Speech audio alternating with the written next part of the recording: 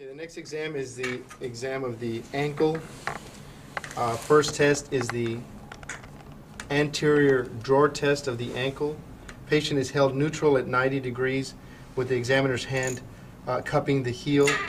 The other hand puts stabilizes the distal tibia, and then gentle traction is applied by the lower hand, attempting to move the ankle anteriorly. Any complaint of pain in the in the anterior aspect and or motion at the anterior talofibular ligament indicates an ATFL, anterior talofibular ligament injury, thus signifying instability of the ankle joint. Is the inversion stress test or the Taylor tilt, passively bringing the patient into full dorsiflexion. This can be done with one hand, using your other hand to stabilize the lower extremity. The patient is then inverted at the calcaneus and talus. If there is motion, that is a positive Taylor tilt consistent with a CFL injury. If there is lack of motion or a rigid feel to the exam, then the exam can be compared to the other extremity, and stiffness with this motion in and eversion is a sign of a possible tarsal coalition. Peroneal tendon instability test.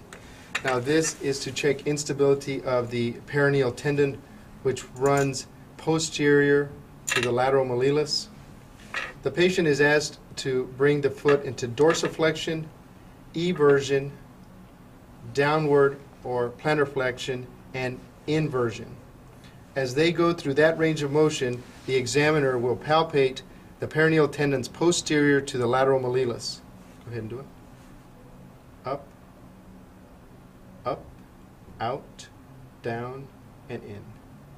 Any motion, continue, any motion of the peroneal tendons moving over the lateral malleolus signifies instability of the peroneal tendons. This is the Morton's test, and this is looking for a Morton's neuroma. The neuroma will be found between the metatarsal heads. So compression both laterally and medially of the metatarsal heads will elicit pain. This can be done with two hands in this fashion, or it can be done with one hand, squeezing the metatarsal heads together. If this test is positive, the patient will indicate one area only of pain. It will be between the bones, and it will be at the level of the metatarsal head. And this is consistent with a Morton's neuroma. Homan's test, checking for a deep vein thrombosis. This can be done with the patient lying prone, or it can be done with the patient sitting up. The foot is held in neutral and then passively dorsiflexed.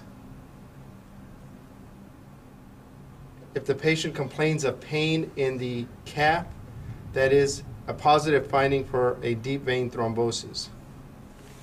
If the patient is laying prone, the same maneuver is done, again passively, and the same finding should be found. The next exam is a Thompson's test. The Thompson test can also be done prone or in a sitting position, and it checks for the integrity of the Achilles tendon. Again, the patient is held in neutral at the foot and ankle, and the calf is squeezed. The squeezing motion should elicit a downward plantar motion of the foot. If the Achilles tendon is ruptured, this squeeze of the calf would cause the foot to stay in neutral.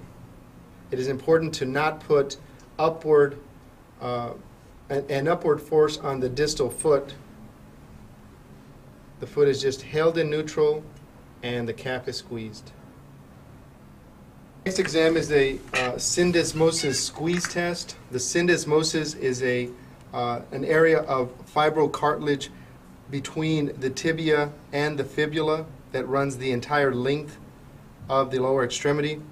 If the patient has an injury to this structure, it will result in instability of the ankle.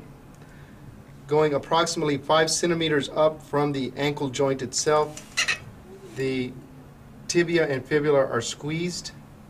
If this elicits pain, it is positive for a syndesmosis injury or a syndesmosis rupture. The next test is the external rotation test. The patient is again held in neutral, applying pressure at the lateral aspect of the foot. The patient is asked to evert the foot, put pressure against your hand. A positive finding would be an indication of an anterior inferior tibiofibular ligament strain or a high ankle sprain.